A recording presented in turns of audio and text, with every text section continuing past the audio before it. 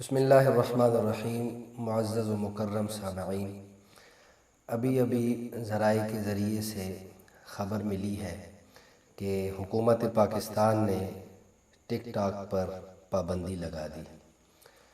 تو میں سمجھتا ہوں یہ حکومت کا ایک اچھا اقدام ہے۔ ایسی چیزوں پر پابندی لگنی چاہیے جن کی وجہ سے معاشرے میں بگاڑ آتا ہو، معاشرہ برائیوں میں مبتلا ہو رہا ہو، تو ایسی چیزوں پر پابندی ہونی چاہیے۔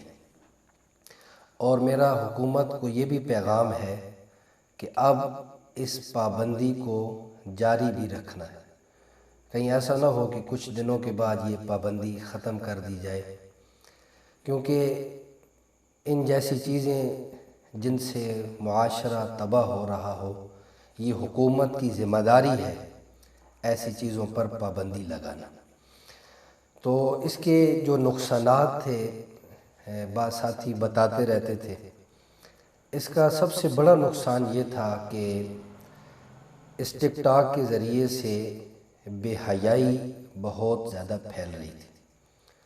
نوجوان مرد، نوجوان لڑکیاں اور اس گناہ کے اندر بے حیائی والے گناہ میں مبتلا ہو رہے تھے۔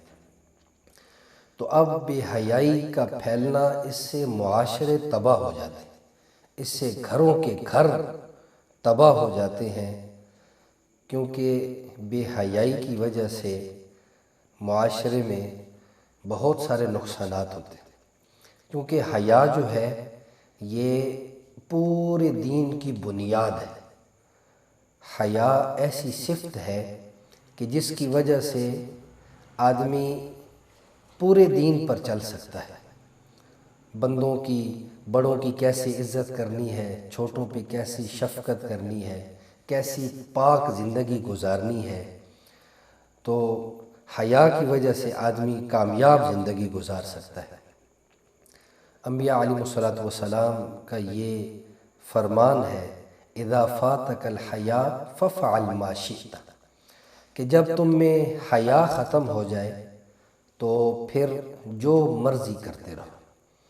تو یہ حکومت کا ایک اچھا اقدام ہے کہ اس سے ایک تو بے حیائی میں بہت کمی آئے گی، دوسرا یہ جو اسلام دشمن قوتیں ہوتی ہیں، ان راستوں سے وہ مسلمانوں سے دین کو نکالنے کی کوشش کرتی ہیں۔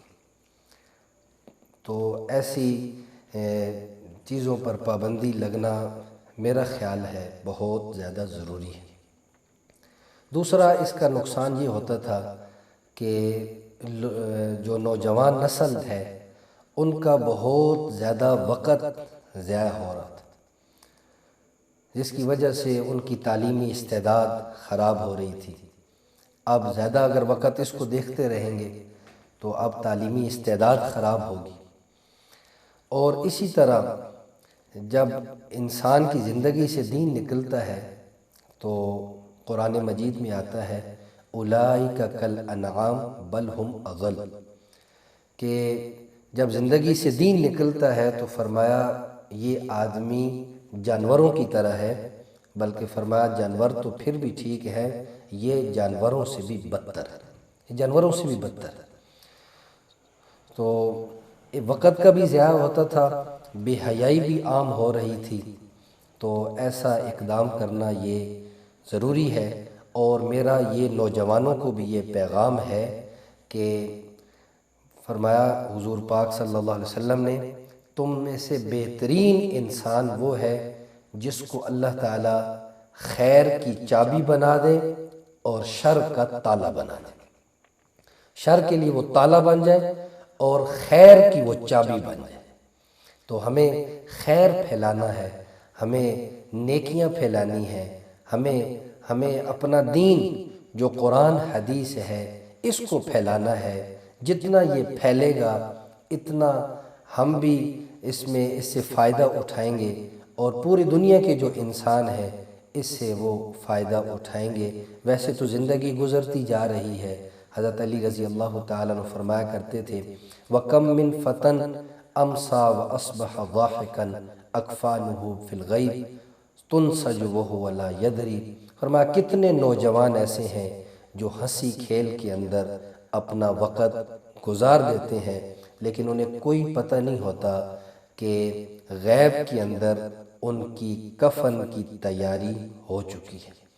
اس لیے ہمیں سیدھے راستے پر اللہ تعالیٰ سے توفیق مانگنی چاہیے کہ اللہ تعالیٰ ہمیں ایسے راستے پر چلائیں جو دنیا میں بھی کامیاب کرے، آخرت میں بھی کامیاب کرے۔ اللہ تعالیٰ عمل کرنے کی توفیق عطا فرمائے۔